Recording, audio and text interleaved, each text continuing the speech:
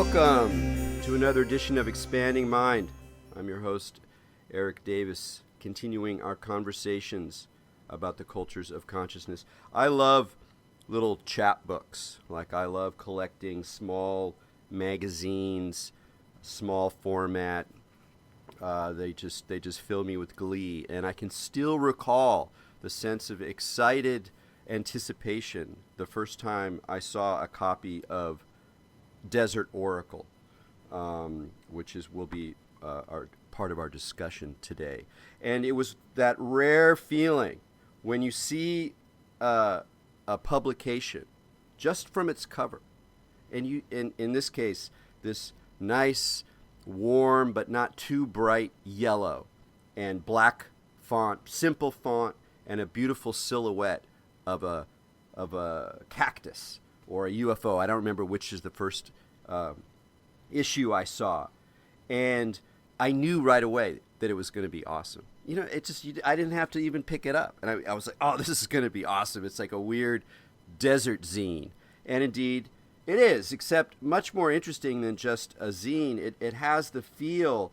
It's almost has a kind of timeless feel of a sort of guidebook, field guide, tourist manual with elements and illustrations that remind you of the 1950s, of the 1970s. It's very well laid out. And I haven't even gotten to the content yet.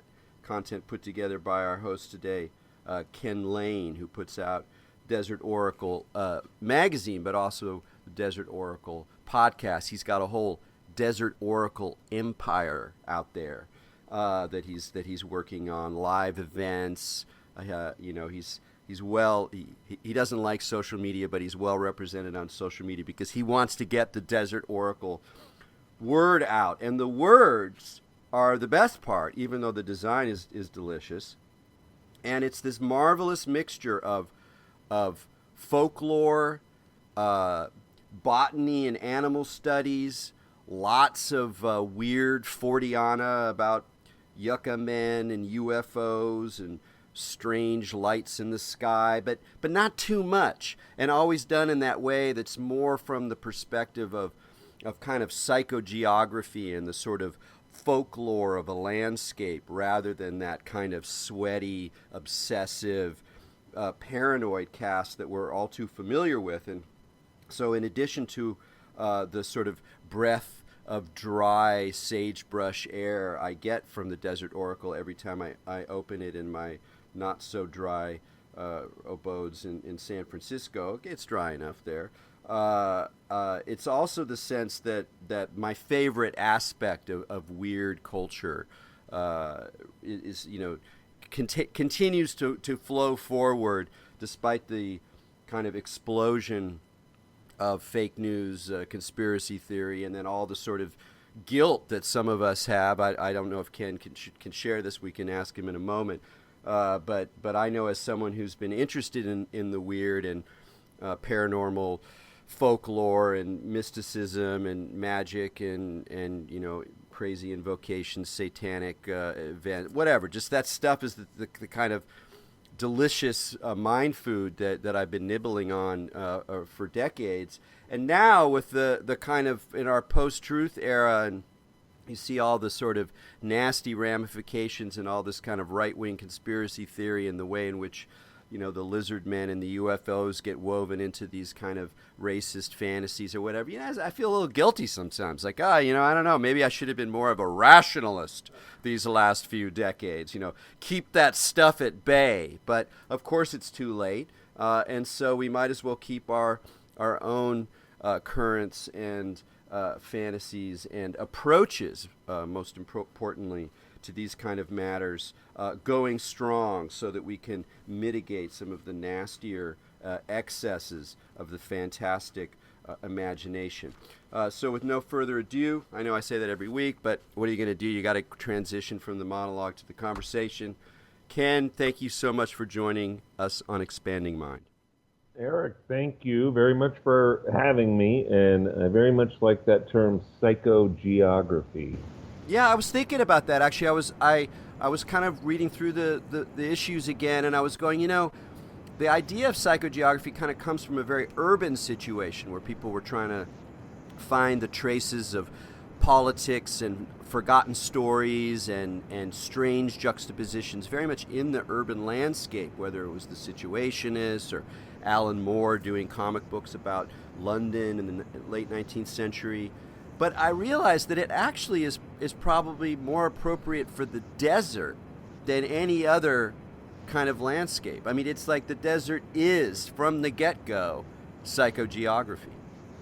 It is, and it has served that role since the beginning of our civilization. So it's an easy layer to put on the desert because it's kind of already there and mostly just obscured by our own chatter and the things that we put along the interstates.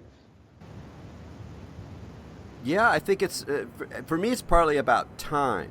You know, you go into the forests and the mountains. You know, marvelous, marvelous views surrounded by these ancient trees. But still, the sense of time is a little closer because even if you're talking about trees, you're talking about a couple hundred years, and you know, and there's a lot of bushes, there's birds everywhere, whatever. You're kind of in the green. You know, you're in the flora zone, even if you can see these great cliff faces and escarpments and such. But when you're in the desert, even though there's all this marvelous flora, the presence of the land and the ancient, slow but continual mutation of the land is just in your face. So it's like the disjunct between your little human time frame, this hot little beating heart that lasts for but a moment of historical time, in the face of this ancient flow, that itself to me like opens up some kind of cosmic dimension, regardless of your degree of quote unquote spirituality or interest in religion or whatever. There's some kind of encounter with time and space that happens in that environment that almost invariably introduces this dimension of the weird or the non-human or the metaphysical. Oh yeah, it's obvious when you're walking, say, in a place like the high desert around the Mojave, around Joshua Tree, going through the rocks.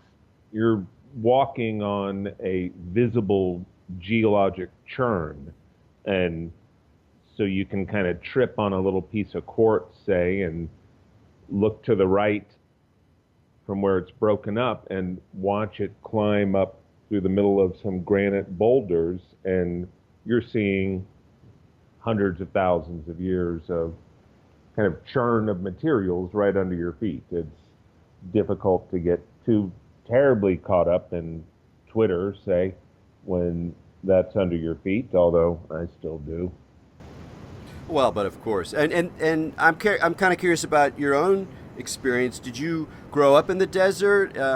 Did you find it later in life? And what were some of the experiences that you first had that kind of, I don't know, opened up that dimension for you?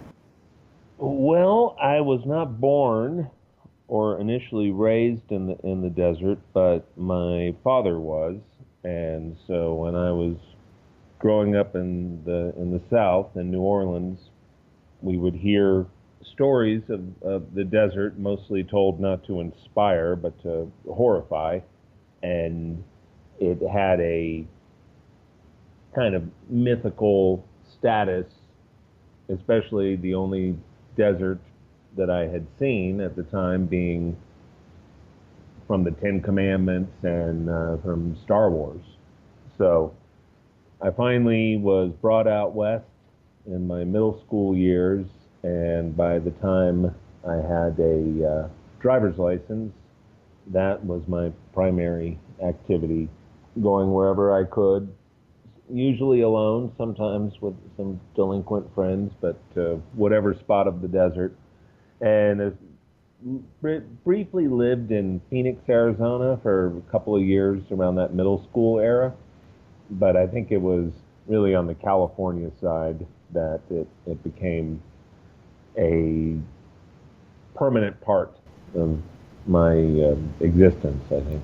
Well, here's a question for you now. And most of us, when we think about, most Americans, we think about the desert, we think about the Sonoran Desert. Or we think about the most beautiful desert, probably the Sonoran Desert. Just, it's got the saguaro cacti. It's incredibly rich, dynamic landscape. There's lots of images. There's lots of richness in the stones and etc. That's usually the one that pops up in the mind. But the Mojave is a very, very rich and beautiful place, a poetic place. But its poetry is a bit more difficult to access. I mean, a lot of Californians, you got to get from Los Angeles to Las Vegas, say, and you just sort of drive through the bleak, and it's almost like just get through it as fast as possible. Try not to get caught, and I think it takes a little bit more time and attention to tune into the poetry of the Mojave Desert. And I'd like to hear you kind of riff on that. Well, in Hunter Thompson's Fear and Loathing in Las Vegas, they're making that drive between Los Angeles and Las Vegas. And what you're saying about the Sonoran Desert with the saguaro cactus and what had been the kind of mid-century idea of what a desert looked like was so much in the illustrator Ralph Steadman's mind that he illustrated that book with saguaro cactus on either side of the LA to Vegas highway. So that's what people thought a desert looked like at the time. I've seen it very rapidly change in the past 3 years. I've been paying close attention to it because I'm doing the Oracle during this time. But the first issue of the Oracle, because I wanted the classic, iconic American desert view, I did put this old line drawing of a Sonoran Desert scene with the multi-armed cactus and the thing that you'd see on the cover of Arizona Highways if you were alive during the 50s through, say, 80s. Alive and cognizant. But just a week ago, there was a story from one of the big news outlets, I think it was the Washington Post, about changes that the current government was trying to institute within some of the national parks. And the picture that they used for their social media blast of the story was not redwoods or John Muir scene or Yosemite. It was Joshua trees. And I thought, well, now it's fully turned around. The Joshua tree image is the icon of the American desert now. I was up in Vancouver last year, in Victoria, and in store windows in both of those towns and fashion stores, there were Joshua tree backgrounds in the window displays. And it seems to now be all the way around there. If you look at the Terminator, the second Terminator with Linda Hamilton, if that's her name, is going to kill the Terminator, and she's hiding out in Mexico. They're in the Mojave, and there's Joshua trees everywhere. Nobody cared in the 80s. You could not do that today. You could not say that someplace in central Mexico was in the Mojave, because now the Joshua tree, maybe it started with that U2 record, I'm not sure, but there's been this kind of slow move to the point where, and maybe Arizona's poor political choices over the years have kind of poisoned that idea of the Arizona desert being the iconic American desert. Whatever combination of factors, it does seem like it has now changed. And now the previously unloved and fairly weird looking, not very cuddly looking Joshua tree has earned its place, I guess, for the moment as the symbol of America's desert, and especially the wilderness kind of part of the desert. Yeah, absolutely. And there is something, in a way that the Joshua is kind of a distant cousin of the saguaro in iconographic terms, because it does also have the strange, weird human like character. I like the idea that there's been some kind of shift to a more Cali-centric desert view as sort of the kind of archetypal environment of the desert, except to the extent that it means that more and more people are interested in going out to the desert and driving up land prices and putting in stupid malls and things like that. But that's also kind of partly inevitable. But that also reminds me that sense of a strange, weird, creaturely quality to the desert. Something where, in addition to the jackrabbits and the owls, you have these sort of weird other kinds of creatures that are vaguely human, but also of another order. Reminds me of this of the story of yours that just got, I don't know what you call it, long readed. I know something gets tweeted. I don't know if things get long readed or long read, but Long read, perhaps? long read. You got long read. But anyway, they picked up this piece you did in an earlier issue on tales of the Yucca Man. And while I had heard about the Hairy Man because I had done some work in the Visionary State when we were hello. When I was doing some work on the Visionary State, trying to find the sort of origins of Bigfoot and trying to find like what's a good image of a Bigfoot. Where am I going to put that in? And discovered that on the Yakut reservation there is a marvelous a piece of rock art of the Hairy Man, or at least that's the story that they have now about this huge, like, hairy, weird creature. But I did not know about the Yucca Man, so perhaps you could illumine us a little bit with a bit of a tale of the Yucca Man. Best or most appropriate rock art of one of the large hairy beasts that frequent California folklore. So the Yucca Man does not seem to differ in big ways from the Bigfoot, Sasquatch type creatures that are reported from around the area. If there's something really specific about it, it's the way that real things on the landscape, in this case, large yucca trees, which can be 8, 10 feet tall, and certain ones in a certain light do have very much the appearance of a two-armed, two-legged, large-headed, shaggy monstrosity. So that's why we call it the Yucca Man up here in the high desert, and 29 Palms, and Yucca Valley, Joshua Tree, all the way out to the Wildlife Range National Wildlife Refuge north of Las Vegas, and the mountains around Area 51 where we still have Joshua trees. Up in Ridgecrest, there are stories of a Yucca Man. And what they are seems a little different in the kind of popular mind compared to, say, the redwood Bigfoot, the kind of forest animal. There seems to be less of an interest in applying some kind of real-world biology to the Yucca Man story in particular, to Taquitos, down in Taquitos Canyon in Palm Springs, which is a very similar creature. And one of the main stories with the Palm Springs version is that it can sort of effortlessly transform between this seemingly hairy, lurching monster into a hovering green ball of light.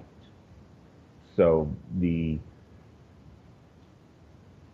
way that the desert creature seems so unlikely as a real animal out here. We see the real animals we have. They're few and far between. They're mostly small.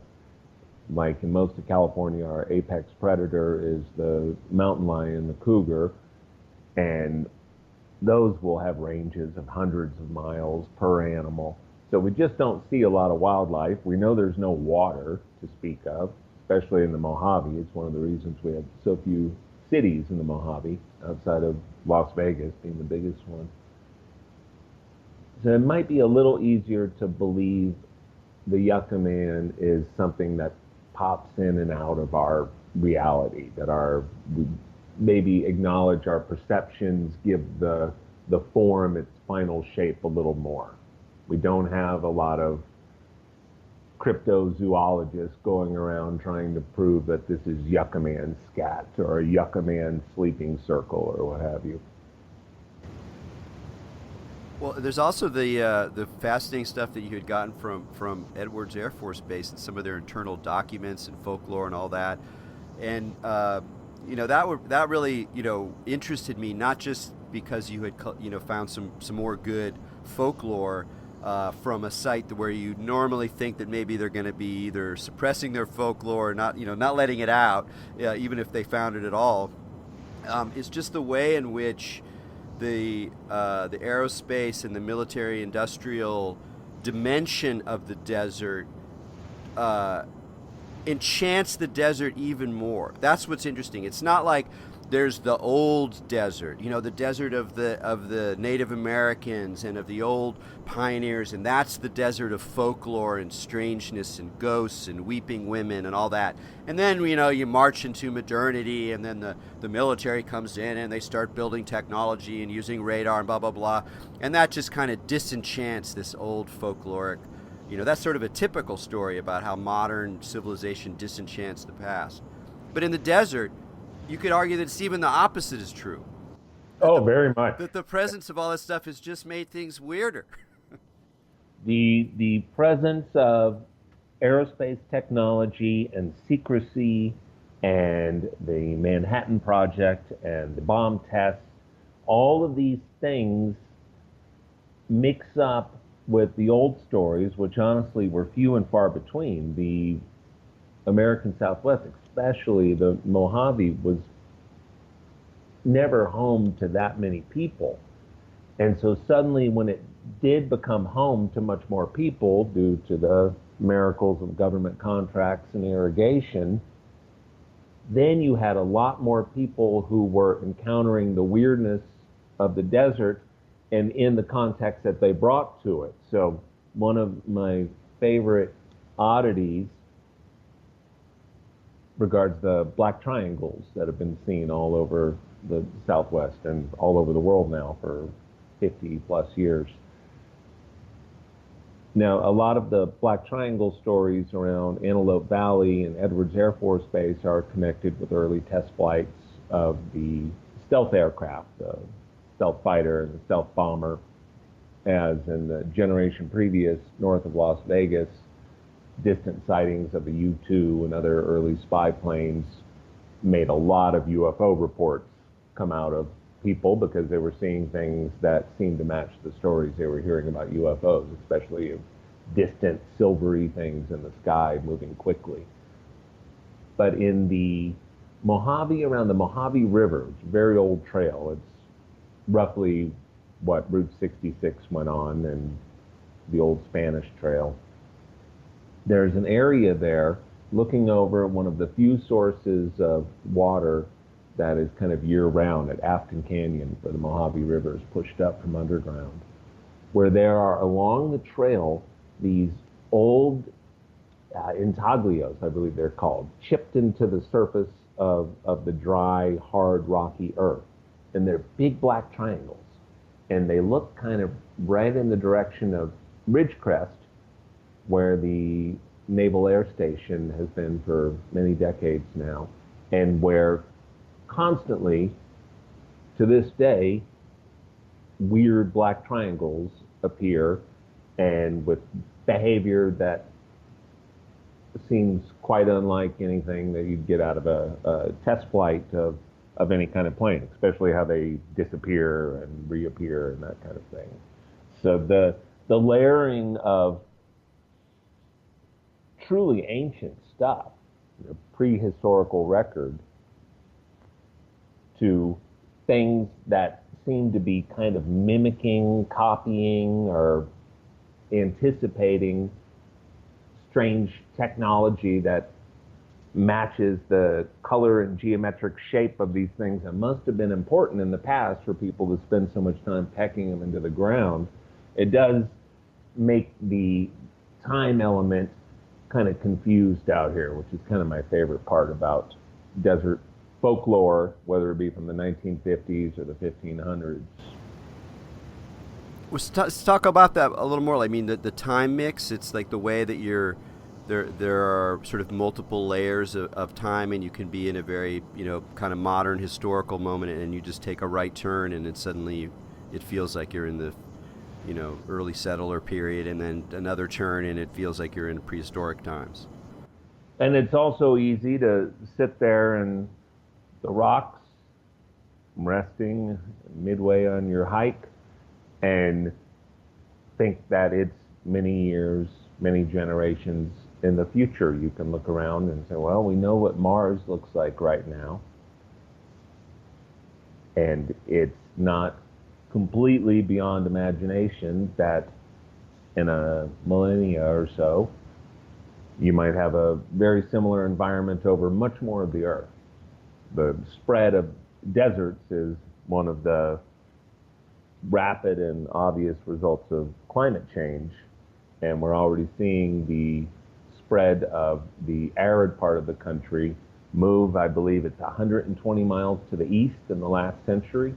So it makes you aware of a number of more fantastical military technology-based time elements, and also a future time that seems very visible when you're looking at bare rocks under a blaring sun.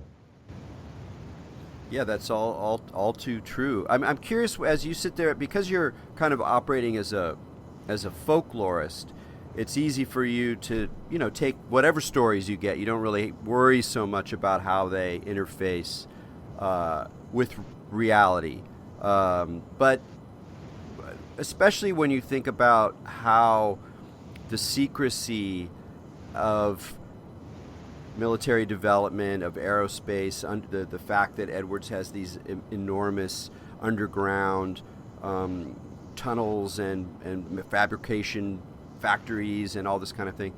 How have you come to think about the relationship between the military development and the secrecy that's part of it's clearly part of that these particular places around you, Area 51, Edwards, whatever, and the fact that it's, as at least the way that I read it, is that at least some of ufology can be traced to sort of disinformation campaigns from the military that are used to kind of cover the fact that sometimes you see things you're not supposed to see or they don't want you to see, and so you have a UFO story, and so it gets all mixed up. There's all this sort of fake news, disinformation, folklore, Hollywood, and then somewhere in there actual technological developments. I mean, that's the sort of more secular approach, but that's the one I kind of take. How have you come to think about this as you track these stories as they continue to emerge and bubble up? One kind of consistent thread that goes through not just this desert culture and desert mythology and modern civilization all mixed in, but through all kinds of old philosophies and theologies, is this idea that there's one elite group, spiritually, intellectually, bloodline, whatever the conspiracy is, that has the real story, that knows the real thing. And this is the fuel for the study of UFOs, such as they are. And it's been consistent now for a human lifetime.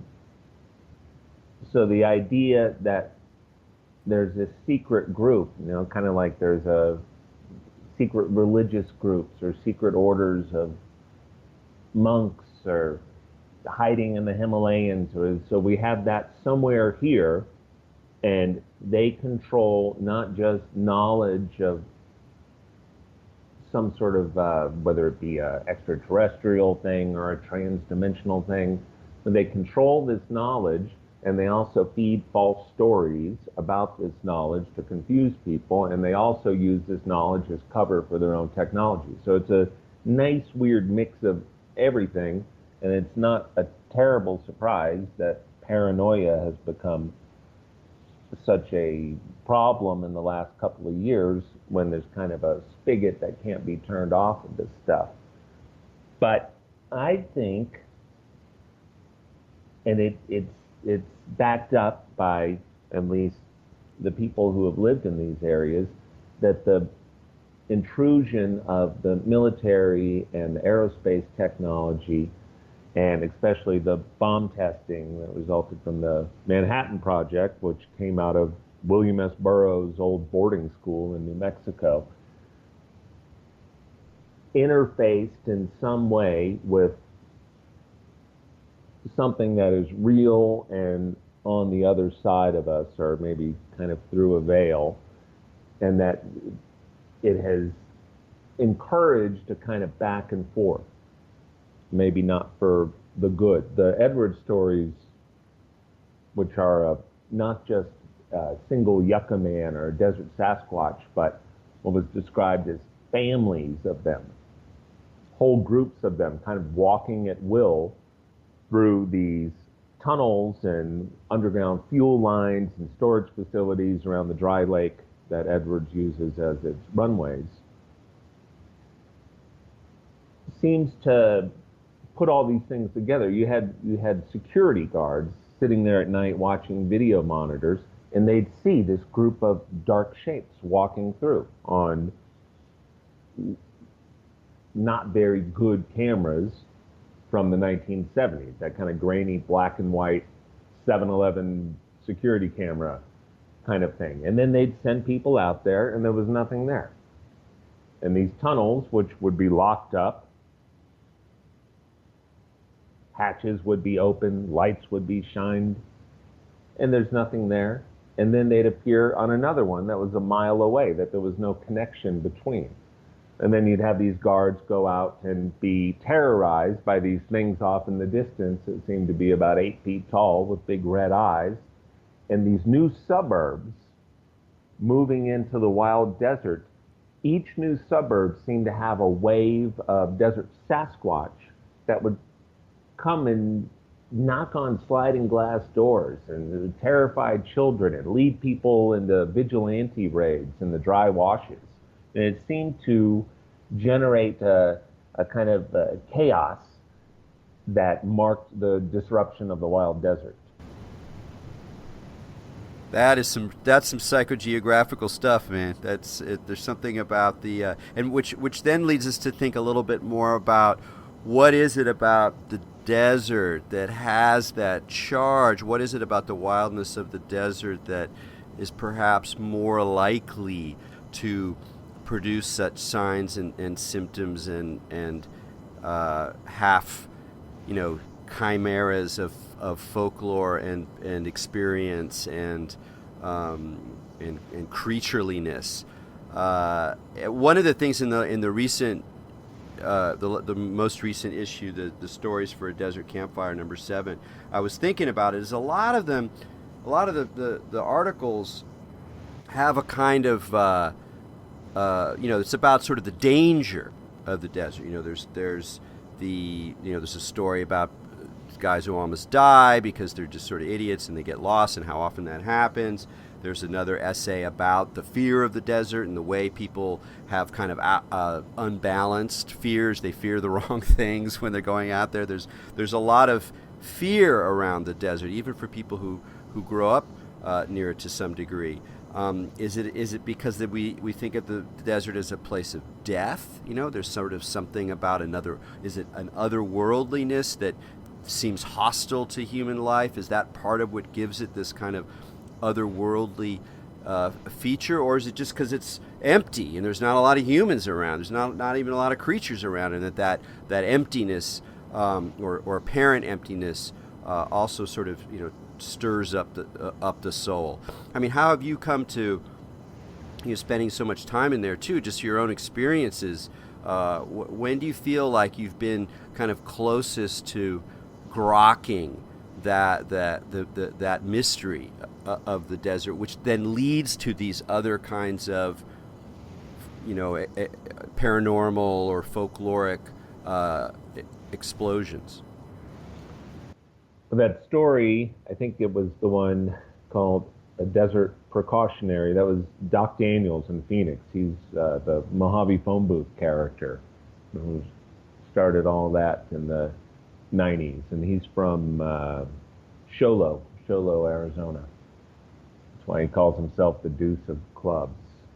And his story kind of went at, or essay, went at the newcomer to the desert's fears.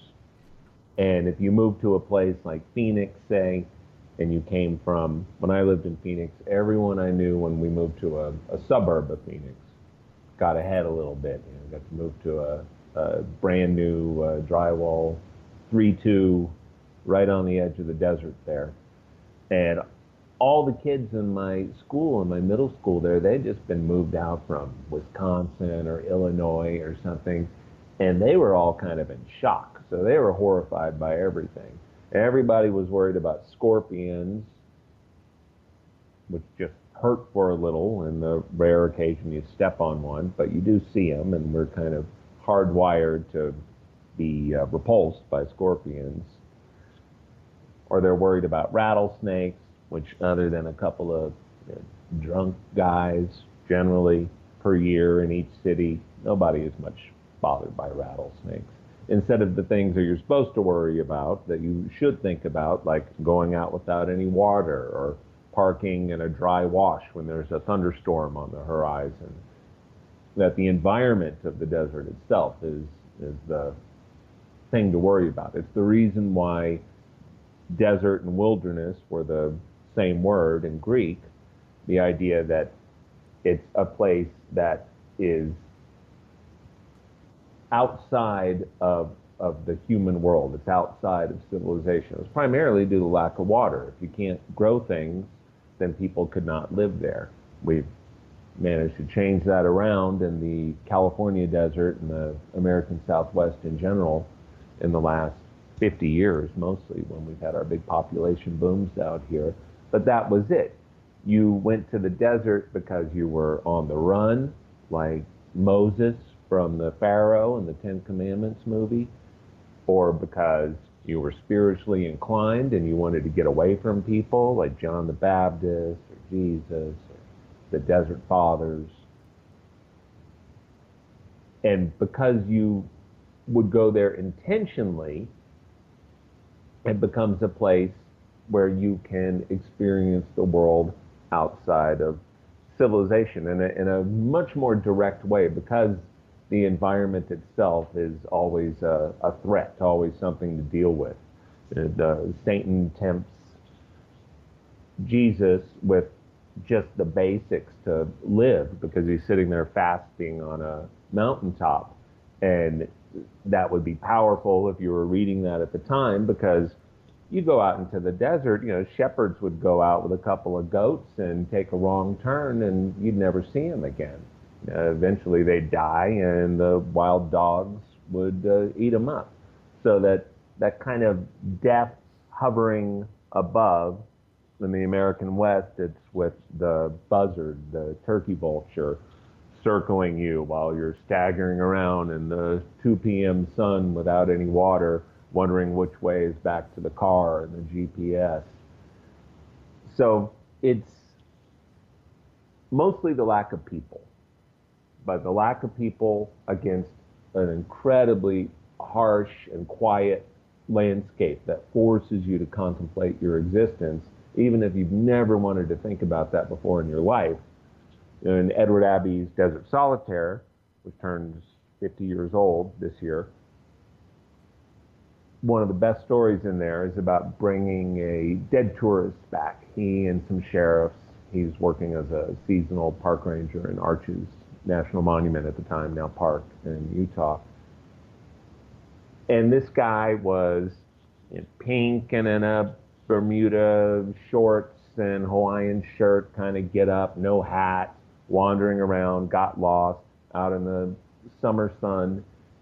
But eventually, when he realized, according to Abbey, who read this based on how they found the body, he accepted it, and he went over and sat under a juniper not in a seemingly panicked way, but in a kind of, my fate has been sealed, here I am, and sat there looking out on this gorgeous view of the canyon country and arches. And that little walk turned into the final experience for this guy. But at the end of it, because where he was, in Abbey's view again, he had a spiritual experience at the end. He was able to be calm, realize what was happening, and set himself up with this panoramic view in the comfort of the shade, and then he expires. And then they carry him back in a body bag and complain about how much he weighs. Oh, that is an amazing tale. And it has an Edward Abbey a wit to it. And since there is the 50th year of Desert Solitaire, and you're going to be devoting your next issue to Abbey, talk a little bit about what how he plays a role in kind of articulating at least an American vision of the desert. It's when you think about Western naturalist, spokesman, poet types, John Muir holds such a high place, at least from a West Coast kind of perspective. And Edward Abbey, to me, always represented this sort of other pole, something more frisky, and there's this great line where he has about the freedom. He's so he loves the desert. Is against a lot of the crass destruction of the desert, and against aspects of modernity and development and all this. And an environmentalist guy, but he has this great line about the freedom of drinking a beer as you're driving across the highway in the middle of the night in the desert, and throwing the crushed beer can out the window. And he just has this kind of there's this wit to his commitments that make him a very accessible character, as well as a very powerful one. Oh yeah, Abbey started off as a philosopher. That's what he studied at the University of New Mexico after a brief bit of service as a military policeman in Italy in World War II, at the end of World War II. Then he wanted to be a philosopher. Well, he wanted to be all kinds of things. He wanted to be a composer, and he played classical flute, and he wanted to be a cartoonist and a novelist and everything. And he kind of failed at those other things, and because what he did for fun, for nourishment, is wander around the deserts. Finally, one of his editors, because he had done a couple of novels and they didn't sell, said, "Hey, why don't you write about your camping stories?" And he did so in the brothel up at Ash Meadows. He was working as a school bus driver in Death Valley. And there was Ash Meadows brothel there, kind of between his stops, Shoshone, Furnace Creek, etc., Death Valley Junction. And he typed these things up, and he put his previous life's experiences, which did not necessarily go with nature writing in general. And because he was a contrarian, I mean, he'd be a terrible person on the internet. I'm kind of glad he's gone, in that respect, because he turned into quite a crank in Tucson in the 80s, in his last years. But he brought these elements of humor and the kind of anti-hero and the screw up into the desert stories, and it made him so much more human. What he also did that was new at the time and seems very dated and kind of an internet atheist way today is he made a real strong stance against having any kind of God or supernatural entities, and he'd go after other nature writers for their frequent use of deities and gods and such, and praising the beauty and such of nature. So whatever his personal beliefs were, I'm not sure. He seemed to be a little nervous about them. He took acid once in Death Valley. He writes about this in The Journey Home, early 70s book of essays. And it terrified him. he was not ready to go down that path, and he never did anything like that again. So there's there's a kind of brittle edge to Abbey's approach to the philosophy of the human alone in the desert, and it's both what made it, I think, unique at the time, and it's still very bracing to read today, but it's not as novel as it would have been then.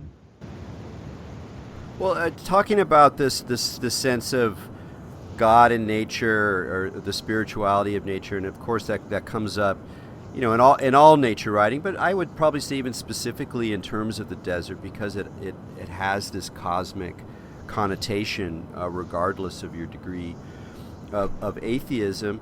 I'm just curious about you. Like, has your sense of, I mean, I'm not asking like all your most intimate beliefs, but just how spending more and more time with the desert and really devoting yourself to understanding it and understanding how other people find their way through it. And we've talked about the sort of more paranormal, mysterioso side of it, but there's also this kind of grand, big picture, cosmic dimension of it. Has your sense of yourself in the desert changed through this sort of long tutelage you've had? Well, I did not grow up particularly religious, but I had an interest in such things. And then, like a lot of kids in Southern California of the 70s, very early 80s, I went to one of these suburban Christian churches out here. There were youth nights. Your friends would go in the suburbs. This is still true in some parts of California, some parts of suburban Orange County, but it was really common up and down the coast. And it was kind of the remnants of the Jesus freak movement. So they used that terminology. They had a Bible written in hippie language called The Way, which is hilarious. Have you ever seen this? I have. I'm actually a huge like Jesus freak fan. I have like lots of material and a whole Oh, archive and stuff. I don't own The Way, but I've seen it. The Way is comical. The Way is like a Saturday Night Live skit from the late 70s of hippies doing the gospels in cliched hippie language. It's great. So I was interested in the stuff. I became born again, which I found very interesting as a theology.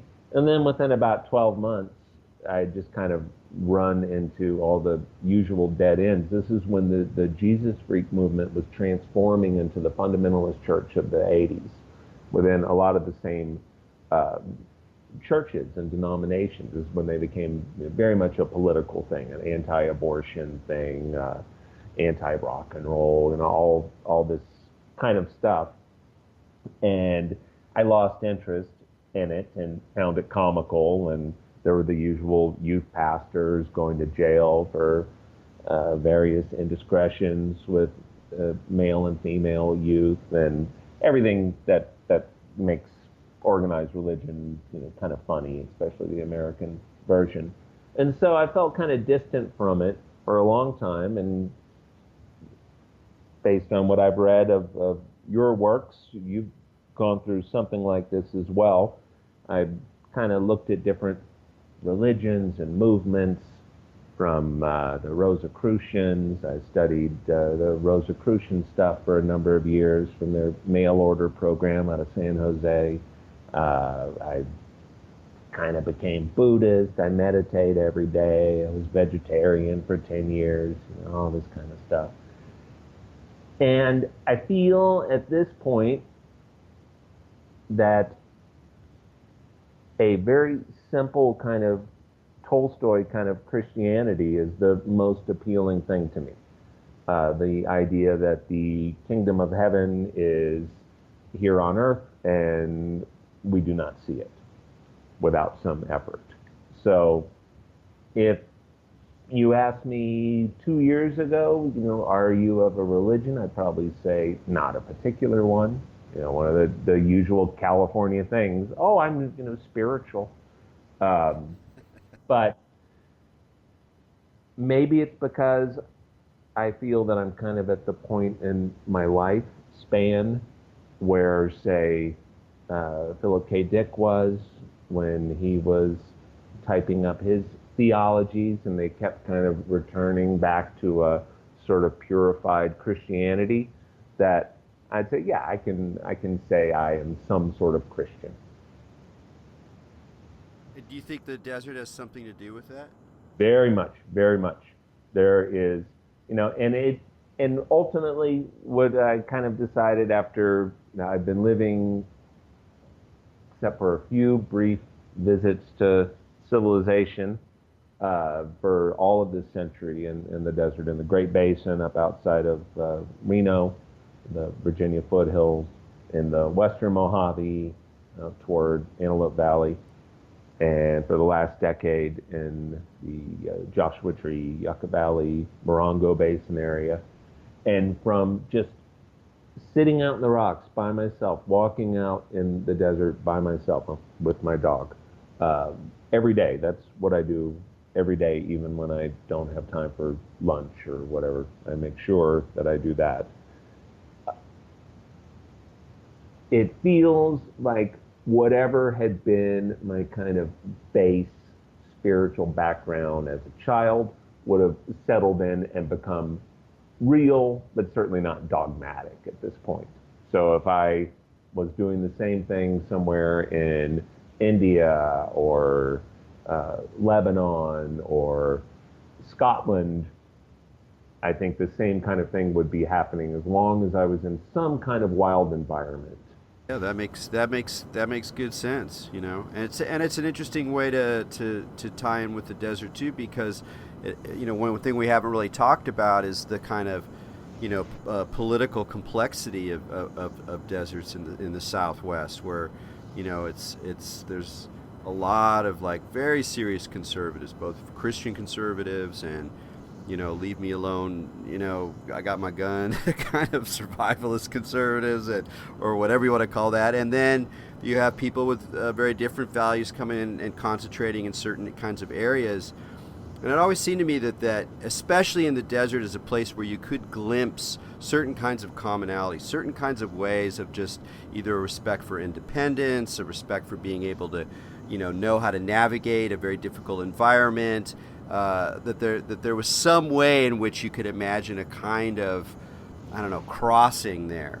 And it seems like being aware of one's religious sensibility and recognizing that other people have very different approaches to it, but that there is some kind of commonality, some kind of resonance across people seems productive in that environment as well. In terms of relating with other people, in addition to relating to yourself alone in the rocks. It does, and it stresses, I think, in a very positive way that's been hard, especially for Generation X or baby boomers, to kind of get their head around, because Christianity in particular was so noxious in the 1980s and uh, well into the early part of this century politically, where the more socially minded, more morally based behaviors were kind of separated from that. It seems less of an issue with the millennials since they grew up in a less religious time in general. So I think they might be a little more comfortable with it. I certainly see it with things like the Catholic ecology groups and some of the socialist Christian groups. There's a Washington Post opinion writer who's a socialist Christian. These are things you would not have expected in, say, the 1980s, when religion in America seemed to be so poisoned against good behavior. So out here in a place like Joshua Tree, we've always had small monasteries. We have a Buddhist monastery. We have St. Andrew's Catholic Monastery on the other side of the desert, a couple of others. We'd have places like Sedona. But overall, it had been the people who had chosen to kind of separate themselves for one reason or another from the larger society. It was only 10 years ago we got high-speed internet in Joshua Tree, and that more than anything has changed what kind of people can live full-time in the desert.